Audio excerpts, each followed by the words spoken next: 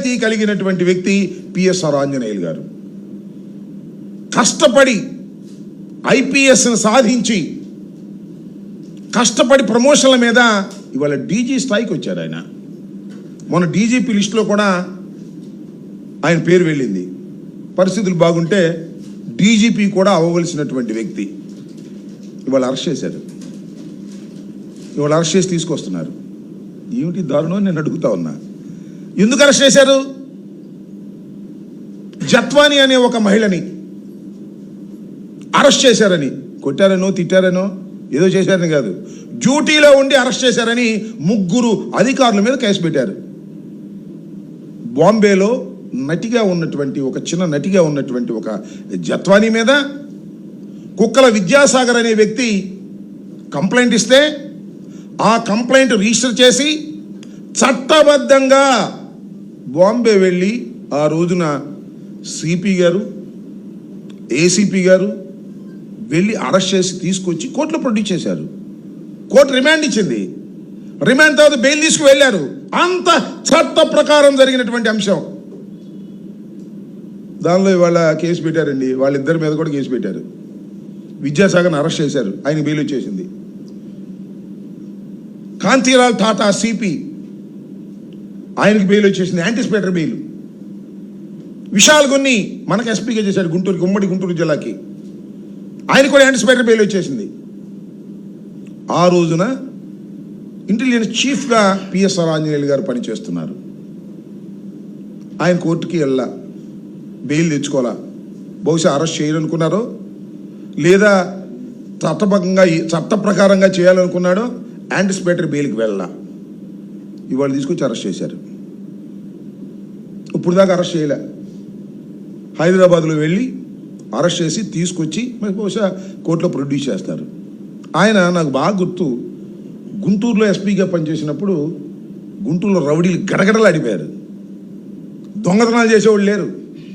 శాంతి భద్రత కాపాడటంలో నాకు తెలిసినంతవరకు చాలా తక్కువ మంది గట్టిగా వ్యవహరించే వ్యక్తుల్లో ఐపీఎస్ ఆఫీసర్లు పిఎస్ఆర్ ఆంజనేయులు గారు ఒకరు. అంత సిన్సియర్గా పనిచేసినటువంటి ఆఫీసర్ని ఇవాళ కక్ష బట్టి, ఎందుకు కక్ష పెట్టారా నాకు అర్థం కాలేదు. అంటే చంద్రబాబు నాయుడు గారిని అరెస్ట్ చేశారు కాబట్టి ఇంకా ఎవడైనా అరెస్ట్ చేసి లోపలేసేద్దాం, కక్ష కట్టేద్దామనే ఉద్దేశమా? వాళ్ళు తీసుకొచ్చి అరెస్ట్ చేసి ప్రొడ్యూస్ చేసే కార్యక్రమం మంచి సమయాన్ని ఎన్నుకుంటాడు చంద్రబాబు నాయుడు గారు. ఎందుకంటే ఏదైనా మంచి ఇష్యూ రైజ్ అవుతుంది అనుకోండి తనకు వ్యతిరేకంగా, అప్పుడు డైవర్ట్ చేయడం కోసం అరెస్ట్ చేస్తారు. కాశీరెడ్డిని కూడా నిన్న అరెస్ట్ చేశారు. స్కాము లేదు, ఏమీ లేదు, దానిలో ఆయన అరెస్ట్ చేశారు. ఇవాళ జరుగుతుంది ఏంటి రాష్ట్రంలో? చంద్రబాబు నాయుడు గారు ఇచ్చిన హామీలు ఏమిటి? చంద్రబాబు నాయుడు గారు ఇచ్చిన హామీలు ఒక్కటైనా నెరవేర్చారా? అధికారంలోకి రాకముందు, ఎన్నికలకు ముందు అరచేతిలో వైకుంఠం చూపించేశాడు ప్రజలందరికీ కూడా. ఏదైతే అది ఇచ్చేస్తానన్నాడు అంతే. ఇప్పుడు నరకం చూపిస్తున్నాడు.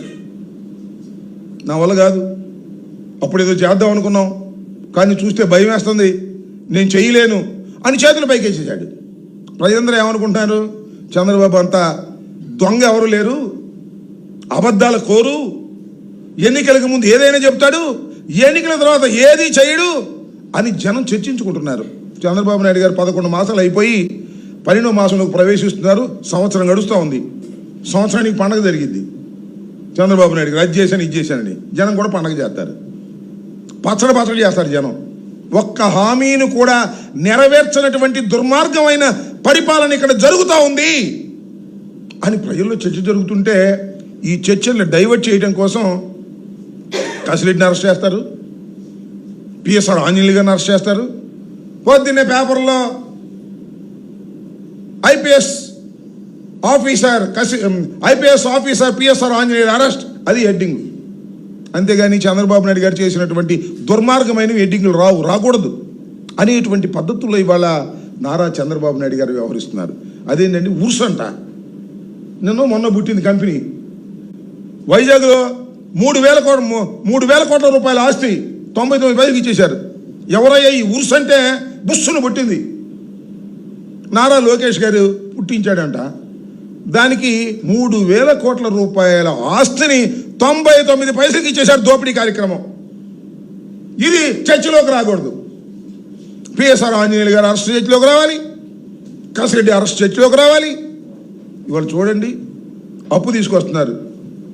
అప్పు తీసుకొచ్చి విపరీతంగా ఎస్టిమేషన్ పెంచేసి దోపిడీ కార్యక్రమం చేస్తున్నారు. రేపు 2వ తారీఖున ప్రధానమంత్రి గారు వచ్చి మళ్ళీ ప్రారంభోత్సవం చేస్తారంట. ఒకసారి ప్రారంభోత్సవం చేశారు, శంకుస్థాపన, మళ్ళీ 2వ శంకుస్థాపన చేయడానికి ప్రధానమంత్రి గారు వస్తున్నారు. విపరీతమైనటువంటి దోపిడీ లంచాలతో సతమతమైపోతుంది రాష్ట్రం. లిక్కర్ దందాలు నేను చెప్పే కాదు, వాళ్ళ పేపర్లు కూడా రాస్తున్నాయి, ఎమ్మెల్యేలు దోచేసుకుంటున్నారని. నేను చెప్పినవి కాదుగా, వైఎస్ఆర్ కాంగ్రెస్ పార్టీ చెప్పిందో లేకపోతే సాక్షిలో రాసిందో కాదు, వారి పేపర్లు ఉన్నాయి కదా 2, వాళ్ళు రాస్తున్నారు.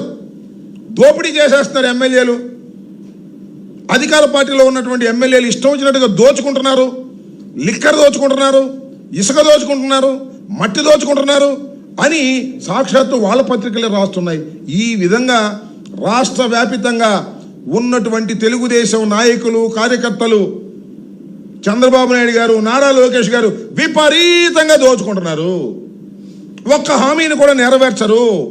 నెరవేర్చకపోగా ఇష్టం వచ్చినట్టుగా వ్యవహారాలు చేసేటటువంటి కార్యక్రమం. వీటన్నిటినీ డైవర్ట్ చేయడం కోసం ఇవాళ పిఎస్ఆర్ ఆంజనేయులు గారిని అరెస్ట్ చేశారు, కసిరెడ్డిని అరెస్ట్ చేశారు. స్కామ్ అంట. ఏం స్కామ్ నాకు అర్థం కాల.